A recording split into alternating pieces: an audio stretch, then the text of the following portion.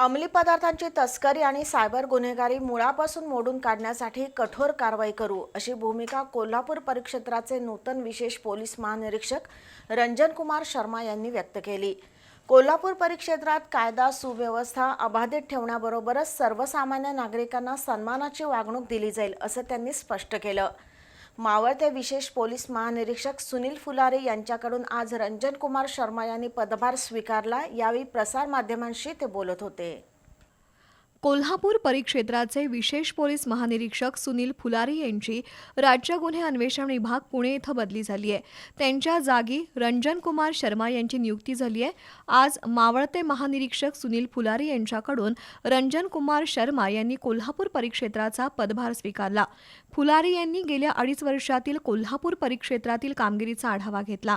भीमा कोरेगाव बंदोबस्त, पंढरपूरची वारी, कोल्हापूर विशाळगड, पुसेसावळी इथल्या दंगली, गणेश उत्सव, दुर्गा उत्सव अशा काळात पोलीस दलाने केलेल्या कामगिरीचा त्यांनी उल्लेख केला।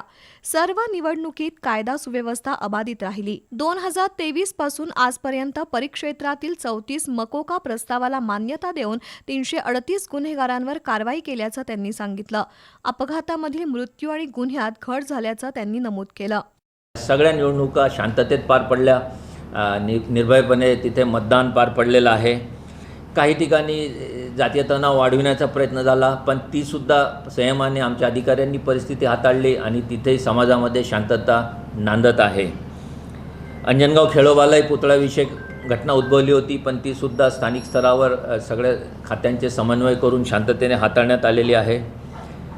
मागील कालावधीत एकूण 34 MCOCचे प्रस्ताव मंजूर करण्यात आले आणि विविध संघटित गुन्हेगारांच्या टोळीवर कारवाई करण्यात आलेली आहे।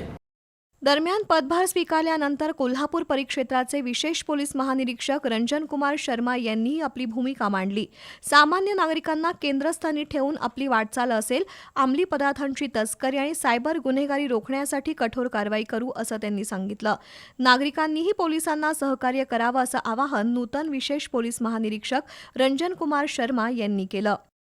अवेअरनेस जास्त गरजेचे आहे, कारण की सायबर क्रिमिनल्स खूप जास्त प्रमाणात वाढलेले आहे आणि कुठेही बसून ते करतात। काही इंडियामध्ये बसून करतात, काही फॉरेनमध्ये बसून करतात आणि कुठलाही असा प्रकार झाला तर सर्वात आधी आपल्या घरचे नातेवाईकांना माहिती दिली पाहिजे आणि पोलिसला माहिती दिली पाहिजे। बरेच वेळ असा लक्षात आला की जे म्हणजे हे आहे विक्टिम आहे त्यांनी घरचे लोकांनाही पूर्ण गोष्टी सांगत नाही आणि आपल्या खात्यातून पैसे काढून आपला फिक्स डिपॉझिट ब्रेक करून अजून जे काही इन्व्हेस्टमेंट असतील ते सर्व ब्रेक करून या सर्व पैसे जे आहे क्रिमिनलला हँडओव्हर करतात, म्हणजे ट्रान्सफर करतात त्यांच्या अकाउंटमध्ये। पण आपण जे सखोल चौकसी म्हणतो, आपण सखोल चौकसी करून जे शेवटचे जे मेन क्रिमिनल्स आहे, कारण बरेच वेळ काय असतो म्यूल अकाउंटवाले आरोपी असतात कारण की त्यांच्या अकाउंटमध्ये पैसे जातात, परंतु जे मेन आरोपी आहे त्यांना पकडणे गरजेचे आहे।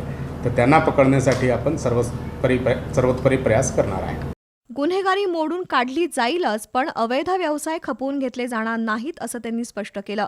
यावेळी पोलीस अधीक्षक निलोत्पल बसू, पोलीस निरीक्षक सतीश शिंदे उपस्थित होते।